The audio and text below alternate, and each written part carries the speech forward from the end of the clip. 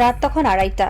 ঢাকার আব্দুল গনি রোডে অবস্থিত বিদ্যুৎ ভবনের বাইরের দিকটা নিশ্চিদ্র অন্ধকারে ঢাকা। পুরো শহর যখন লোডশেডিং এর ভ্যাপসা গরমে ঘুমানোর বৃথা চেষ্টা করছে, তখন এই ভবনের আন্ডারগ্রাউন্ড বা মাটির নিচের একটি গোপন অডিট রুমে জ্বলছে মাত্র একটি ল্যাম্প। রুমটি মূলত পুরনো ফাইল, বাতিল হয়ে যাওয়া প্রজেক্টের নথিপত্র আর ধুলোমাখা আর্কাইভে ঠাসা। এই স্যাঁতসেতে আলো আধারী ঘরে বসে আছেন একজন সৎ এবং একরোখা অডিটর। তার বয়স 50-এর কাছাকাছি, চোখের নিচে নির্ঘুম রাতের কালো দাগ। তার সামনের বিশাল টেবিলটি গত 10 বছরের বিদ্যুৎ উৎপাদন, বিতরণ এবং বিলিং এর মোটা মোটা লেজার বুকে ভরা। তিনি তার চশমাটা খুলে চোখ কচলালেন, তারপর আবার ম্যাগনিফাইং গ্লাস দিয়ে একটি নির্দিষ্ট কলামের দিকে তাকালেন। কলামটির নাম সিস্টেম লস।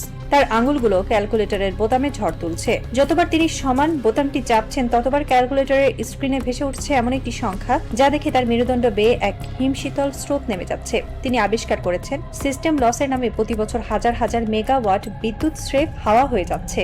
এটি কোনো তারের লিকেজ নয়, এটি কোনো ট্রান্সফরমারের কারিগরি ত্রুটি নয়, এটি হলো সরাসরি মাফিয়াদের পকেটে যাওয়া এক ভয়ঙ্কর চুরি। তিনি বুঝতে পারলেন তিনি এমন একটি ভুতুড়ে খাতার সন্ধান পেয়েছেন যা প্রকাশ পেলে দেশের পুরো রাজনৈতিক এবং কর্পোরেট কাঠামোতে ভূমিকম্প শুরু হয়ে যাবে। এই আন্ডারগ্রাউন্ড রুমে বসে থাকা অডিটরটি জানেন না এই ফাইলটি তার জন্য কোনো পদক বয়ে আনবে নাকি এটি হবে তার মৃত্যু পরোয়ানা। বিদ্যুৎ খাতে সিস্টেম লস একটি অত্যন্ত পরিচিত শব্দ। যখনই আপনি কোনো বিদ্যুৎ কর্তাকে প্রশ্ন করবেন দেশে এত বিদ্যুৎ উৎপাদন হওয়ার পরও আমরা কেন অন্ধকারে থাকি, তখন তারা একটি ছকবাঁধা উত্তর দেবেন। বিদ্যুৎ যখন পাওয়ার প্ল্যান্ট থেকে হাজার হাজার কিলোমিটার ট্রান্সমিশন লাইন বা তারের মাধ্যমে আপনার বাসায় আসে, তখন কারিগরি কারণে বা তারের হিটিং এর কারণে কিছু বিদ্যুৎ নষ্ট হয়। একে সিস্টেম লস বলে। শুনতে কতটা বৈজ্ঞানিক এবং যৌক্তিক মনে হয়, তাই না? কিন্তু আন্ডারগ্রাউন্ডে বসে থাকা ওই অডিটরের ফাইলগুলো বলছে সম্পূর্ণ ভিন্ন কথা। উন্নত বিশ্বে সিস্টেম লস থাকে বড় জোর 5 থেকে 7%, আর আমাদের দেশে কাগজে কলমে এটি 10 থেকে 12% দেখানো হলেও বাস্তবে এই চুরির পরিমাণ 15 থেকে 20%-এর বেশি। অডিটর তার ফাইলে দেখেছেন নির্দিষ্ট কিছু শিল্প এলাকা, পলিটিক্যাল ভিআইপিদের প্রভাবাধীন এলাকা এবং কিছু অঘোষিত ডার্ক জোনে সিস্টেম লসের গ্রাফ অস্বাভাবিক রকম উঁচুতে। এর মানে কি? এর মানে হলো বড় বড় শিল্পপতি, মাফিয়া ব্যবসায়ী এবং প্রভাবশালী রাজনৈতিক নেতারা বিদ্যুৎ অফিসের দুর্নীতিবাজ কর্মকর্তাদের সাথে আঁতাত করে সরাসরি সাবস্টেশন বা মেইন লাইন থেকে লাখ লাখ ইউনিটের অবৈধ সংযোগ নিয়ে রেখেছেন।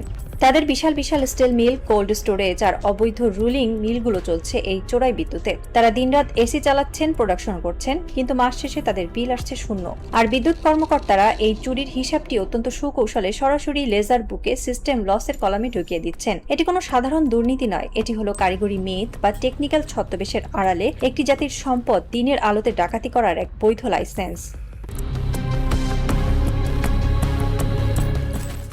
এখন প্রশ্ন হলো, এই যে হাজার হাজার মেগাওয়াট বিদ্যুৎ চুরি হয়ে গেল, এর দাম তো কাউকে না কাউকে দিতে হবে। পাওয়ার প্ল্যান্টের মালিকরা তো আর বিনা পয়সায় বিদ্যুৎ উৎপাদন করেনি। তাহলে এই চুরির কোটি কোটি টাকার ঘাটতি পূরণ হয় কোথা থেকে? এই প্রশ্নের উত্তর খুঁজতে গিয়ে ওই অডিটর এমন একটি মেকানিজম আবিষ্কার করলেন যা যে কোনো সুস্থ মস্তিষ্কের মানুষকে উন্মাদ করে দেবে। এই চুক্তির ভর্তুকি দেয় সাধারণ মানুষ, বিশেষ করে ওই অসহায় ঘরমাক্ত মধ্যবিত্ত শ্রেণী। যখন কোনো মাফিয়া শিল্পপতি মাসে 1 কোটি টাকার বিদ্যুৎ চুরি করেন, তখন বিদ্যুৎ বিতরণকারী সংস্থাগুলো যেমন ডিপিডিসি বা পল্লী বিদ্যুৎ সেই 1 কোটি টাকার ঘাটতি ওই এলাকার সাধারণ গ্রাহকদের ঘাড়ে চাপিয়ে দেয়। কিভাবে? তারা মিটার রিডারদের নির্দেশ দেয় এস্টিমেটেড বিল বা আনুমানিক বিল তৈরি করার। সাধারণ গ্রাহকের মিটারে ইচ্ছামতো অতিরিক্ত ইউনিট বসিয়ে দেওয়া হয়। আবার অনেক সময় ডিমান্ড চার্জ, মিটার ভাড়া বা বিদ্যুতের ইউনিট প্রতি দাম বাড়িয়ে পুরো দেশের মানুষের কাছ থেকে এই চুরির টাকা আদায় করা হয়। অর্থাৎ রামপুরার ওই স্কুল শিক্ষক বা মিরপুরের ওই রিক্সা চালক যারা দিনে 8 ঘন্টা লোডশেডিং এর অন্ধকারে হাত পাখা নাড়ছেন, তারা মাস শেষে যে বিশাল অঙ্কের বিদ্যুতের বিলটি দিচ্ছেন তা তাদের নিজেদের ব্যবহৃত বিদ্যুতের বিল নয়। তারা আসলে ওই মাফিয়া শিল্পপতিদের কারখানার চোরাই এসির বিল পরিশোধ করছেন। সাধারণ মানুষ যখন অতিরিক্ত বিল দেয়, তখন তারা ঘুণাক্ষরেও জানে না যে তারা আসলে একটি রাষ্ট্রীয় চুরির ভর্তুকি দিচ্ছে। একটি রাষ্ট্র যখন তার সাধারণ নাগরিকদের পকেট কেটে চোরদের ব্যাংক ব্যালেন্স ভারী করে, তখন সেই রাষ্ট্রযন্ত্র আক্ষরিক অর্থে একটি মাফিয়া সংগঠনে পরিণত হয়। আন্ডারগ্রাউন্ডের ওই অডিট রুমে বসা মানুষটির কপালে এখন বিন্দু বিন্দু ঘাম জমতে শুরু করেছে। তিনি তার সামনে রাখা নীল রঙের ফাইলটির দিকে একদৃষ্টে তাকিয়ে আছেন। তিনি হিসাব করে দেখেছেন গত 15 বছরে কেবল এই সিস্টেম লসের আড়ালে দেশ থেকে কয়েক বিলিয়ন ডলারের বিদ্যুৎ চুরি করা হয়েছে। এই ফাইলের ভেতরে এমন সব রথী মহারথীদের নাম লুকিয়ে আছে যারা দিনের সমাজের মাথা, রাতে এই চুরির সিন্ডিকেটের গডফাদার। তাদের অনেকেই হয়তো 5 আগস্টের পর ভোল পাল্টে নতুন সরকারের কাছাকাছি যাওয়ার চেষ্টা করছেন। অডিটর জানেন তিনি যে সত্যটি আবিষ্কার করেছেন তা একটি জীবন্ত টাইম বোমা। তিনি যদি কাল সকালে এই ফাইলটি নিয়ে দুর্নীতি দমন কমিশনে যান বা কোনো ইনভেস্টিগেটিভ জার্নালিস্টের হাতে তুলে দেন, তবে দেশে একটি প্রলয় শুরু হয়ে যাবে। ওই শিল্পপতিদের কারখানা সিলগালা হয়ে যাবে, বিদ্যুৎ ভবনের বড় বড় কর্তাদের হাতে হাত করা পড়বে। কিন্তু একই সাথে তিনি এও জানেন যে এই সিন্ডিকেট কতটা ভয়ঙ্কর। তারা হয়তো এই ফাইলটি প্রকাশ পাওয়ার আগেই তাকে গুম করে দেবে। তার মৃতদেহ হয়তো কোনোদিনই খুঁজে পাওয়া যাবে না। তাকেও হয়তো ওই সিস্টেম লসের মতোই দেশের খাতা থেকে চিরতরে হাওয়া করে দেওয়া হবে। সত্য প্রকাশের দায়বদ্ধতা এবং নিজের জীবনের মায়া, এই দুইয়ের মাঝে দাঁড়িয়ে অডিটর যে এক চরম মনস্তাত্ত্বিক যন্ত্রণায় ভুগছেন। তার সামনে এখন দুটি পথ, এক, ফাইলটি চুপচাপ আবার সেই পুরনো স্তূপের নিচে চাপা দিয়ে রাখা এবং চোখ বন্ধ করে অন্ধ সেজে থাকা, দুই, নিজের জীবনের ঝুঁকি নিয়ে 17 কোটি মানুষের ঘামের টাকা লুটপাটের এই নীল নকশা জনসম্মুখে ফাঁস করে দেওয়া। 5 আগস্টের রক্তক্ষয়ী গণঅভ্যুত্থানে ছাত্র জনতা বুকের তাজা রক্ত দিয়ে দেশের ভেতরে থাকা স্বৈরাচারের পতন ঘটিয়েছে। মানুষ আশা করেছিল নতুন সরকার এসেই এই সমস্ত কালো বিড়ালদের, এই সমস্ত মাফিয়াদের শেকড় উপড়ে ফেলবে। কিন্তু বিদ্যুৎ খাতের এই সিস্টেম লসের ভুতুড়ের খাতা প্রমাণ করে যে স্বৈরাচার হয়তো পালিয়েছে, কিন্তু তার তৈরি করা দুর্নীতির মেকানিজম এখনো বহাল তবিয়াতে রয়ে গেছে। নতুন সরকারের নীতি নির্ধারকরা হয়তো এখন IMF এর লোন নিয়ে ব্যস্ত, তারা হয়তো মেগা প্রকল্পের বাজেট কাটছাট নিয়ে ব্যস্ত, কিন্তু তারা কি জানেন তাদের নাকের ডগা দিয়ে বিদ্যুৎ ভবনের ওই আন্ডারগ্রাউন্ডের ফাইলের আড়ালে প্রতিদিন কোটি কোটি টাকা লুট হয়ে যাচ্ছে? নতুন সরকারের সামনে এক বিশাল অগ্নি পরীক্ষা। তারা কি এই ভুতুড়ে খাতা পুড়িয়ে ফেলার সাহস রাখে? তারা কি পারবে ওই মাফিয়া শিল্পপতিদের কারখানার চোরাই লাইনগুলো কেটে দিতে?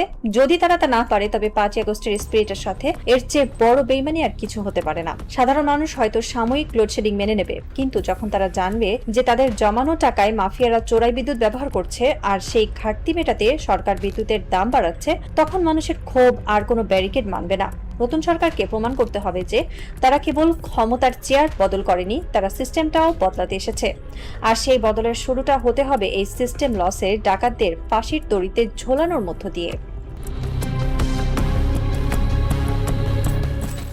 ভোর 4:30 আন্ডারগ্রাউন্ডের অডিট রুমের দেয়াল ঘড়িটার টিকটিক শব্দ এখন অনেক বেশি তীক্ষ্ণ মনে হচ্ছে।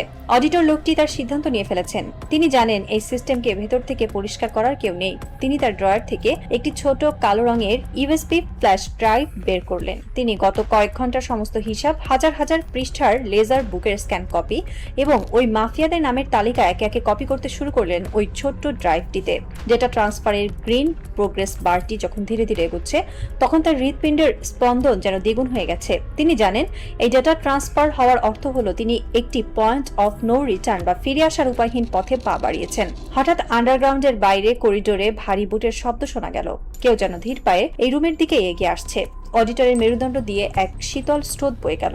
এত রাতে তো এখানে কারো আসার কথা নয়। তবে কি ওই সিন্ডিকেটের কেউ টের পেয়ে গেছে যে তাদের পাপের খাতা কেউ ঘাটছে?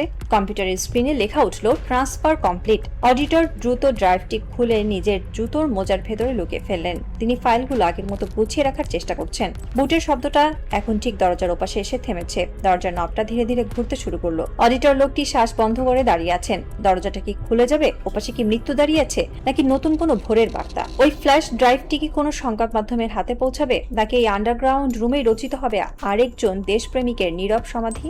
সাসপেন্সের এই রাত যেন আর ফুরাতে চাইছে না। একটি স্বাধীন দেশের কোটি মানুষের ঘামের টাকার হিসাব আজ বন্দি ওই ছোট্ট একটি ফ্ল্যাশ ড্রাইভে, আর সেই ড্রাইভের রক্ষক দাঁড়িয়ে আছেন আক্ষরিক অর্থে মৃত্যুর মুখোমুখি। এই থ্রিলারের শেষ পাতাটি এখনো লেখা বাকি, আর সেই পাতায় কি আলো ফুটবে, নাকি একটি পুরো দেশ চিরস্থায়ী ব্ল্যাক আউটের অতল গহ্বরে হারিয়ে যাবে?